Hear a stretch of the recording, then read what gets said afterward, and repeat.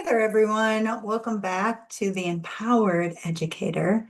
And this week, we're talking about classroom structures that prevent behavior escalation. Y'all, I'm excited to talk about this one because I have this 1 year as a former principal ingrained in my mind of where I needed to realize that I was not giving my teachers the best support that I could have in order for them to deal with some of the behaviors. And I think I was the cause of some of the misconception. So let's dive in because this one's going to be a good one. And I'm going to get pretty vulnerable this week. All right, so if you definitely have been feeling frustrated with your students and how they're responding to your expectations in your classroom lately, this really is something you're going to want to listen to because, as you heard me say in the title of this week's episode, everything that happens in our classrooms, really the way we respond determines the outcome, right? So I think about, yes, you're going to have those 3 to 5% of students that you're going to do all these great things, and you may need extra support or additional services, maybe I would say, to really take care of those. But for the most part, when we're talking about the majority of your students, our responses really do determine the outcomes, even when behavior starts to escalate to a level that can be very concerning in our classroom. This week, I was thinking about this, not just from the teacher lens, but as I mentioned, from the leadership lens. And what really stood out is that we don't only need to have really strong behavior management systems set in our buildings, which our leadership teams and our teachers all follow. We also need to be able to provide the right training and strategies for teachers so that y'all can manage these extreme behaviors or at least have next steps of what to do when things like this happen. Now, I'm just going to back up for a minute. I led and worked in some of the hardest schools in the Houston area. I also worked in a school in the Houston area that was one of the most affluent. At my first year as an assistant principal, I was in a very small district on the northeast side of Houston. And one of our families was George Foreman. Now, many of you listening to this, you may not know who George Foreman is, but he is a celebrity. And the former Patrick Swayze, who has passed on, also lived in that neighborhood. So it was a very affluent neighborhood.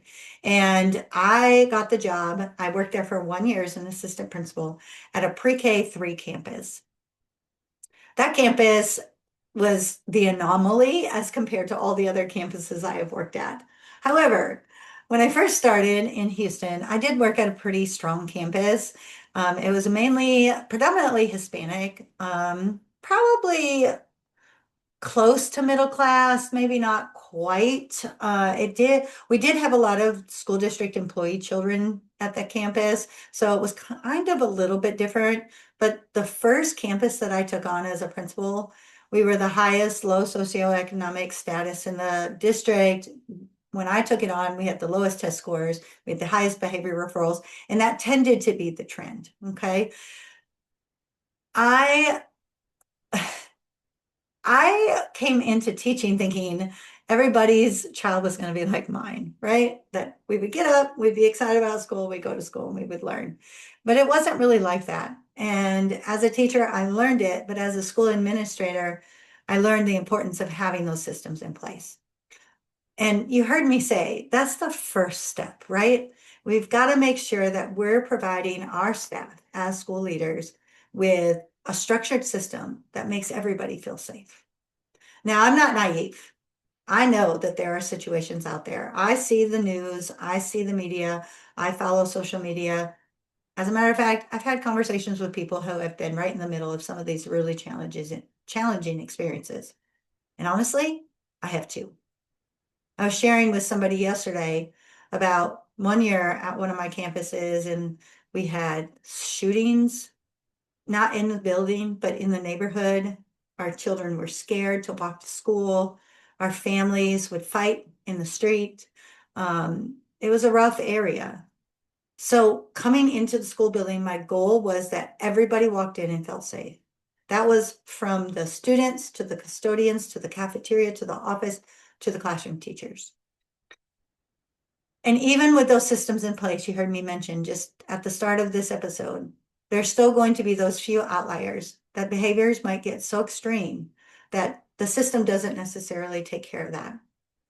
And that's where this importance of allowing our teachers to have the right training and supports to be able to take care of those systems the best that they can, that keeps everybody as safe as possible, are important. It's never a great feeling. I don't want to say that you get used to it because that's not the case at all.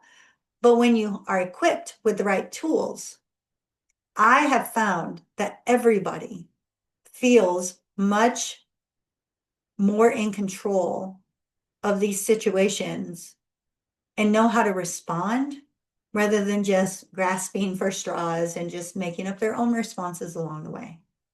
I think anybody listening to this episode today could definitely agree with that. So, as a classroom teacher, what do you need to do to get the right supports? If you're on a campus where your school leader may be new or maybe just doesn't understand the importance of this, what do you do? The first thing I think you need to do, I know you need to do, I would want you to do, is learn how to not take student behavior personal. When students are escalating their behavior, whether it starts from, I don't want to do this work, to I'm going to walk out of class, I think that's a behavior escalation. Or I'm mad at you, now I'm going to punch you. Not the teacher, hopefully, not anybody, hopefully, but you get what I'm saying. All the way from, I'm extremely upset, I don't know how to control my emotions, and I'm going to flip a table or flip a desk. I found myself in the teacher role and as the administrator many times questioning, what did I do to cause those behaviors? What did I do wrong? Or what did I do to ignite them? I think that it's important that we still continue to have those reflections, but we also have to remember we're all human. And sometimes a student is acting the way they are in response to not being able to control their emotions based on something else that's happening. And it's not necessarily against you. It's so funny. I was recording with somebody earlier this afternoon for an upcoming podcast, and we were talking, and it sounds like all of this is a gentleman. We have like a whole lot of similarities, even down to he uses a phrase that I use often, and that is, students don't come to school thinking, whose life am I going to make miserable today? Yes, you have those outliers. We know all about those. But the majority of your students are not coming to do that. What they're doing is they're trying to process their feelings, their emotions, something that might have happened at home, some anxiety, or maybe some fear about something that's going on with somebody else in the classroom, or maybe just the mere fact that they can't do the work. And it's a whole lot better to get into trouble than to actually show that you can't do the work, right?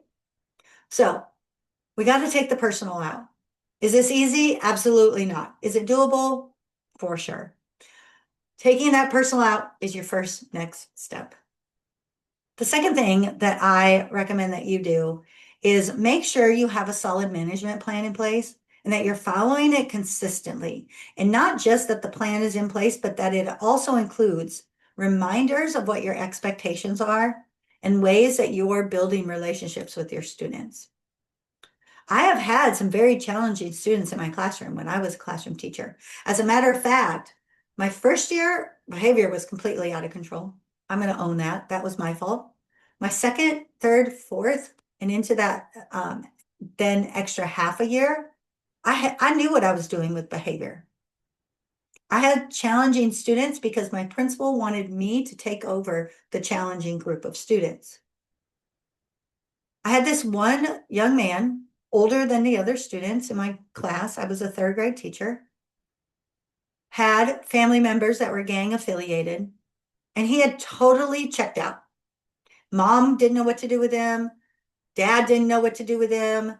Older brothers were influencing him. And unfortunately, because Parents felt like they didn't have control. They allowed him to do whatever he wanted. His life at home looked completely different than life of what I wanted it to look like at school. And it was very difficult to get him to be nice to other kids and to follow the rules and not escalate behaviors. And so I made it my mission after talking with mom the first time and learning all of this about his background to really get to know this kid and build a relationship. It didn't make a difference for the first couple months. We still had very rough days. But as he started to believe that I believed in him, that I cared about him, he started to trust me more. And I wasn't a threat to him any longer because he knew I was going to do everything I could to support him. He also knew I was going to hold him accountable for his behavior. That wasn't going to change. But he actually let me in. And he let me in a way where he became like one of my biggest protectors. Not any other kid in the classroom could not disrespect me. They could not say a word to me that was ugly, nothing, because now I was his person and he was going to protect me. But more importantly than that, because honestly, I didn't need the protecting, but more importantly than that, he also had that trust in me to do him right and actually learned, and his behaviors decreased. So my management system was in place. I continually taught the expectations, but what I was missing with that young man was that relationship to a place where I could bring him in and get him to trust me to follow the rules. He was now in a safe place. He didn't have to look like he was cool and tough. He could just be a kid. So that's strategy number 2. And finally, make sure that if you are struggling with this, y'all, don't be afraid to ask for help. Get the support you need. Now, I have heard from teachers before, and I had a great relationship with so many of my teachers, and they were open and honest, and sometimes a little too open and honest with me. But I made it a point that I always had these monthly conversations with each teacher. So I checked in with them. And I would say, I want to know, am I supporting you the way you need to be supported? And what can I do to better that support for you to help you be the best? It didn't always mean it was going to happen, but I wanted to hear from them. And then we went on to make a plan. And I remember a teacher saying to me one time, "You're too busy for me." And I had to really, really grapple with that for a while because I felt like, oh my gosh, I'm doing my people wrong. But she was absolutely right. I was too busy. That didn't mean that she couldn't get the support she needed. It meant that maybe I wasn't the one to give the support. And that's where I started to plan out, what did my layers of support systems look like for my teachers?